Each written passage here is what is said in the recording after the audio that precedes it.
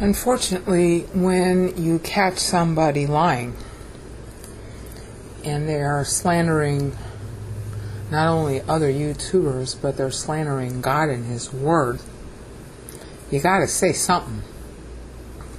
The passage in question here has been the subject of at least 6 videos, which I hope to find and will have linked in the video description regarding Acts 12:4. The persons involved in this on the innocent side are christoferL and labarum312. The persons involved on the guilty side are at least a guy who calls himself icartoon2, and he's schizoid, so he has another account called beaminmyeye, and boy, he really does have a beam in his eye, as I'm going to show you. He made videos against christoferL and labarum312. And each time he made those videos, God punished him, because he made the very error he was accusing the others of making. And he also lied against the Bible, and we're going to show that.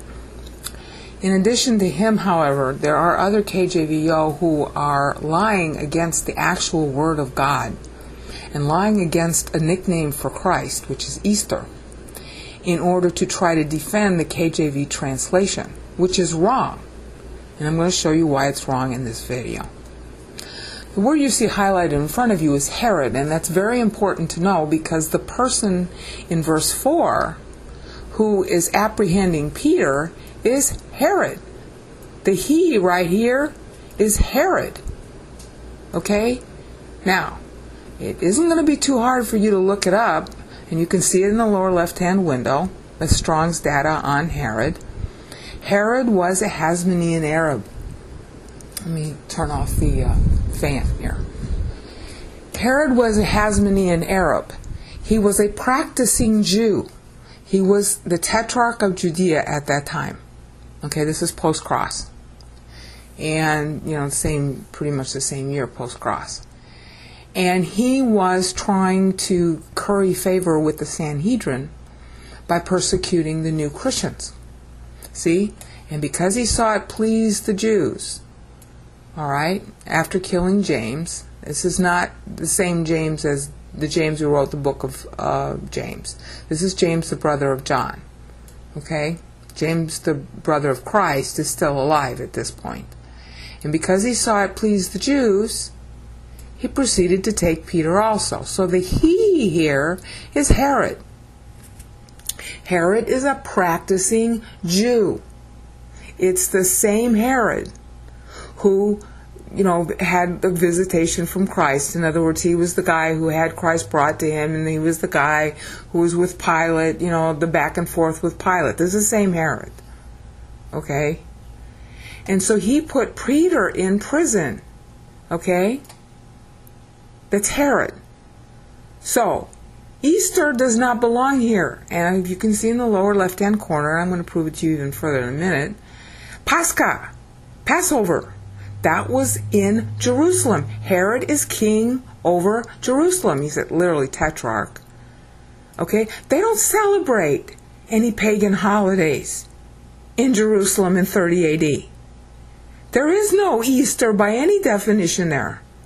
Zero. It's Passover. It's Jerusalem. It is in Judea. Herod is a practicing Jew.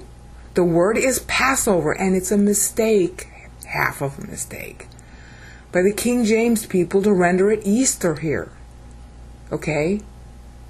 Now you can argue that they rendered it Easter because in this particular verse, maybe at that time they were afraid that people would know what Passover was, and so they used the word Easter, which their readers of the King James Bible would recognize. It's still technically wrong because it's implying that Herod celebrated something called Easter. He didn't. It was Passover. It's Jerusalem. It's 30 AD, this passage. So it's technically wrong. It's an anachronism. That's what they call this kind of error when people are writing text. In rhetorical style, they call it anachronism. All right, but it's not a big deal because we all have the Textus Receptus, which I'll go show you right here, just a second. And okay, here's the Textus Receptus. See, here's the King James, which is using Easter, and the Textus Receptus is right here, and it's Pascha, means Passover, in the Textus Receptus. Now, our dear boy, her lying dear boy who is attacking christoferL and labarum, he was attacking christoferL for not pronouncing quaternion correctly. But the very moment he's doing that, he's calling quaternion Greek. But it isn't the Greek. The Greek is tetradion. Okay? It is the Latin that is quaternion, right here. Quaternionibus is the actual Vulgate word, because the ibus is an ending, okay? But quaternion is Latin. So our dear boy, icartoon2, a beam in my eye, showed the beam in his eye when he criticized christoferL for mispronouncing a word that icartoon2 called Greek. See how God got him in the very words he was speaking? See why I'm kind of chary about making videos criticizing people, but I gotta do it. I understand what went wrong here. Okay? This is a Latin word, which icartoon2 said was Greek. That wasn't his only error, though. He accused christoferL of reading from the so-called Alexandrian texts. Okay, well, let's have a look. Okay? These are all the text families that I happen to have in BibleWorks. They all represent the major families, okay? And they all say Pascha. That's Byzantine. This is a compilation of Byzantine and Alexandrian texts that BibleWorks prefers.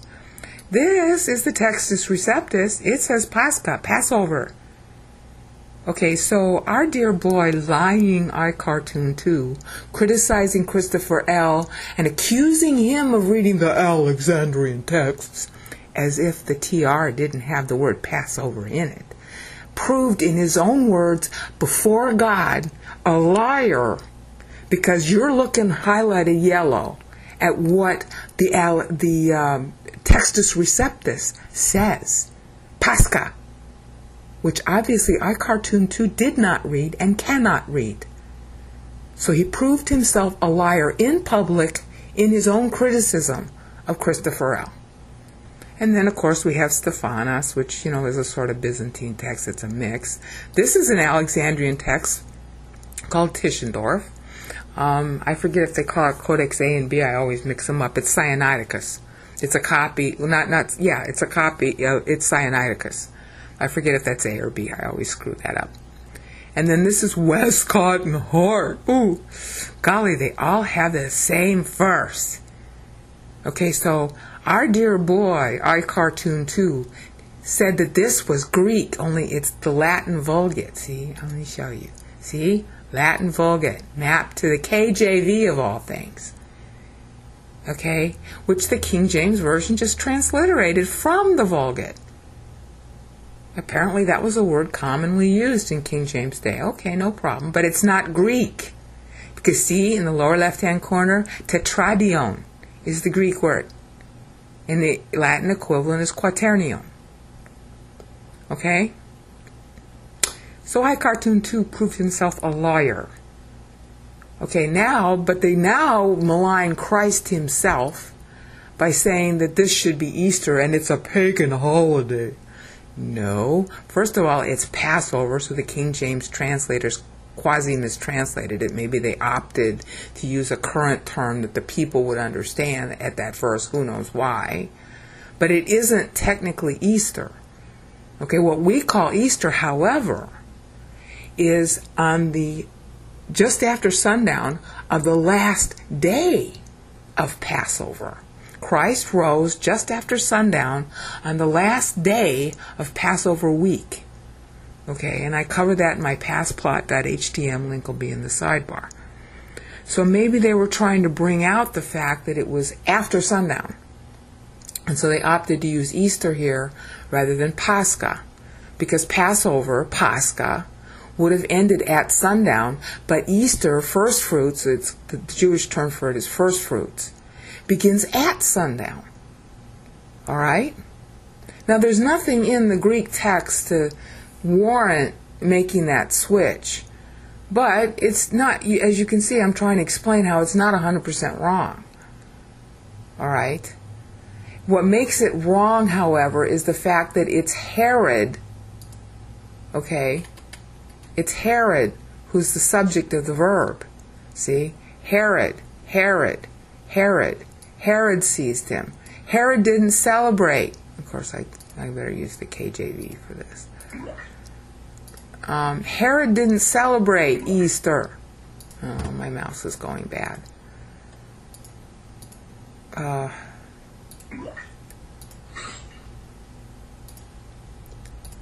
Herod didn't celebrate Easter. There we go. See? Herod. Okay? Herod didn't celebrate Easter. But he did celebrate first fruits.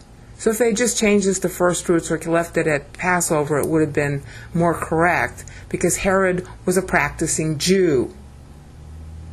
Jewish, Jerusalem, 30 AD, there is no Easter. Okay? But there was first fruits, and Easter in English actually is the modern meaning for first fruits. Okay? It means East-star. It means rising. It means resurrection. But it doesn't have the same derivation as first fruits. First fruits was the first day that you begin your countdown to Pentecost. And it starts piggybacked on the last day of Passover, as I prove in my passplot.htm. I prove it from the scripture, because the Jews have kind of forgotten how to do it. They call that the counting of the Omer, and they've forgotten how to do it right. It doesn't begin the day after the first day of Passover. It begins piggybacked on the last day of Passover, and that's in Numbers 28:26, which I show on my webpage. Okay, but the point you need to see here is A, that the King James people not only I don't even know how you want to say this. They don't care if they malign Christ. First of all, this is Passover. Secondly, at most you could call it first fruits. All right? Which, in our English, first fruits and Easter are equivalent. All right? But that's not the word that's being used here. The Greek word for first fruits isn't being used. The Greek word for Passover is being used, which is a transliteration of the Hebrew Pesach. All right? But then the KJVO compound their error by trying to make this into a pagan holiday. And I just posted a video called How East Star Becomes Easter. Shows you that it's a compound of German and Greek. And it has absolutely nothing to do with Ishtar. Why? Because this is Herod. This is not somebody else. This is Herod, a practicing Jew in 30 AD in Jerusalem, where you weren't even allowed to practice a pagan thing. Okay? So this is totally misleading. And the KJVO are maligning Christ because Easter really refers to Christ as morning star, as I showed in the other video. They're maligning Christ to try and turn that into a pagan holiday. It isn't a pagan holiday. It's the English use of Christ as first fruits, as the rising morning star. So if you're going to associate with the KJVO, understand that they don't care if they even malign Christ. They are maligning actually the KJV when they do this kind of stuff. All right? They just, truth doesn't mean anything to them. And so they have to even turn this into a pagan holiday, when in fact it's a nickname for Christ as morning star. So beware of those people. Okay? They're mentally ill.